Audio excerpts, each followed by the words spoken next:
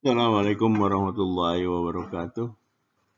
Alhamdulillah setelah kita menyelesaikan ujian tengah semester, maka materi kuliah makroekonomika akan kita lanjutkan, dan pada pertemuan ke-8 ini kita akan membahas tentang permintaan agregat, penawaran agregat, dan inflasi. Materi ini saya bagi menjadi beberapa bagian, di mana yang pertama kita akan membahas tentang permintaan agregat. Kemudian nanti di bagian kedua kita akan membahas tentang penawaran agregat. Yang di bagian ketiga kita akan membahas tentang harga keseimbangan dan kebijakan moneter dan fiskal. Serta di bagian yang terakhir kita membahas tentang penyebab inflasi. Itu kaitannya dengan uang dan inflasi. Baik, kita mulai saja dengan bagian yang pertama, di mana kurva permintaan agregat. Digambarkan bahwa permintaan agregat adalah total permintaan barang dan jasa dalam satu perekonomian. Untuk memperoleh maksudnya kurva permintaan agregat, kita uji apa yang terjadi pada output agregat yang sama dengan pendapatan jika tingkat harga berubah, dengan asumsi tidak ada perubahan pada pengeluaran pemerintah, pajak maupun variabel kebijakan moneter, dalam hal ini uang beredar. Dampak kenaikan harga dalam perekonomian dengan asumsi tidak ada perubahan pada pengeluaran pemerintah, penerimaan pajak, dan money supply. Lihat dari gambar ini, jika harga naik, maka permintaan terhadap uang juga akan naik. Karena permintaan terhadap uang naik, maka tingkat bunga juga akan naik. Dari 6% dari 9% ini naiknya. Kemudian karena tingkat bunga naik, investasi akan berkurang.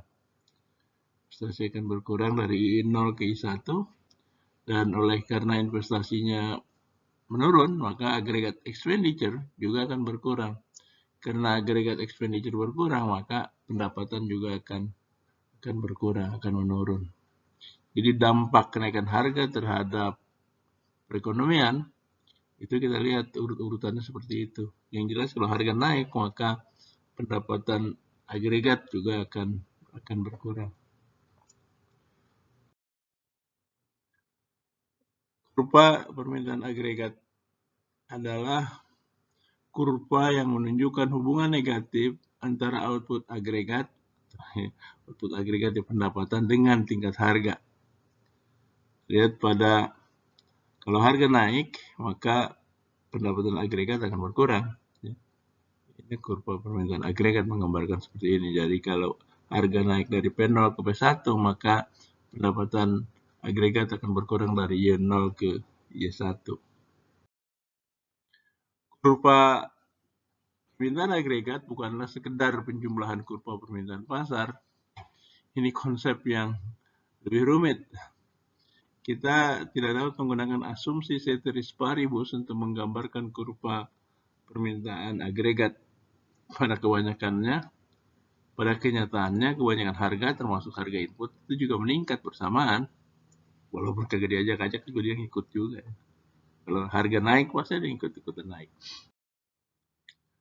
Satu tingkat harga yang lebih tinggi menyebabkan permintaan terhadap uang meningkat. Karena harga naik, permintaan terhadap uang meningkat, yang menyebabkan suku bunga meningkat. Kemudian tingkat suku bunga yang lebih tinggi menyebabkan output agregat berkurang. Kenapa output agregat berkurang? Karena investasi berkurang, agregat expenditure berkurang. Di semua titik sepanjang kurva permintaan agregat, baik pasar barang maupun jasa ataupun pasar uang, berada dalam keseimbangan. Seluruh pasar berada dalam keseimbangan. Satu catatan tentang kurva permintaan agregat adanya the consumption link. Penurunan konsumsi yang disebabkan oleh naiknya suku bunga menyebabkan penurunan secara keseluruhan dalam output. Efek kesejahteraan real atau efek keseimbangan real. Perubahan dalam konsumsi yang disebabkan oleh perubahan kesejahteraan real yang merupakan hasil dari berubahnya tingkat harga. Pengeluaran agregat dan permintaan agregat. Pada setiap titik sepanjang kurva permintaan agregat, jumlah output agregat yang diminta tepat sama dengan pengeluaran agregat yang direncanakan. Y sama dengan C plus I plus G. Ini kondisi keseimbangan.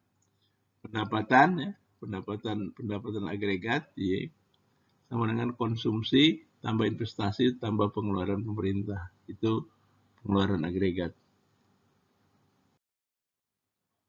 Pergeseran kurva permintaan agregat.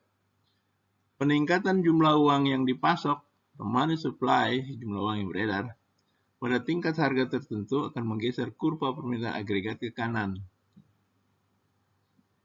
MS naik, karena MS naik, permintaan agregat bergeser ke kanan. Peningkatan belanja pemerintah atau penurunan pajak akan menggeser kurva permintaan agregat ke kanan juga.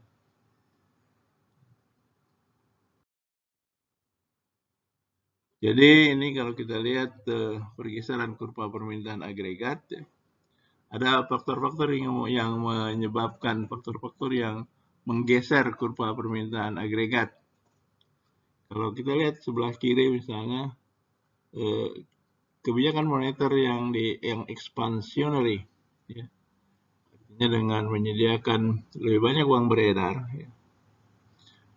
MS naik, uang beredar naik, maka kurva permintaan agregat akan bergeser ke kanan. Sebaliknya, kalau uang diketatkan, monetary policy itu mengetatkan, menarik uang yang beredar, sehingga uang beredar berkurang, maka kurva permintaan agregat akan bergeser ke kiri. Jadi, itu kalau terkait dengan bagaimana kebijakan-kebijakan pemerintah terhadap kurva permintaan agregat.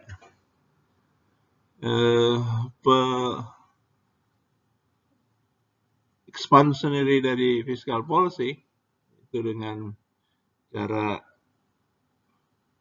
meningkatkan pengeluaran pemerintah. Kalau pengeluaran pemerintah naik, maka kurva permintaan agregat akan bergeser ke kanan. Atau kalau pajak dikurangi atau pajak diturunkan atau kena potongan pajak, maka kurva permintaan agregat akan bergeser ke kanan. Sedangkan dari kebijakan fiskal, kalau pengeluaran pemerintah berkurang, maka kurva permintaan agregat akan bergeser ke kiri. Dan kalau pajak dinaikkan atau pajak ditambah, menyebabkan kurva permintaan agregat bergeser ke kiri juga. Jadi ini bagaimana faktor-faktor yang menggeser kurva permintaan agregat ini bisa digunakan instrumen tentang kebijakan moneter dan kebijakan fiskal. Kebijakan moneter dan kebijakan fiskal. Saya kira sementara itu untuk bagian yang pertama, kita akan lanjutkan di bagian yang kedua.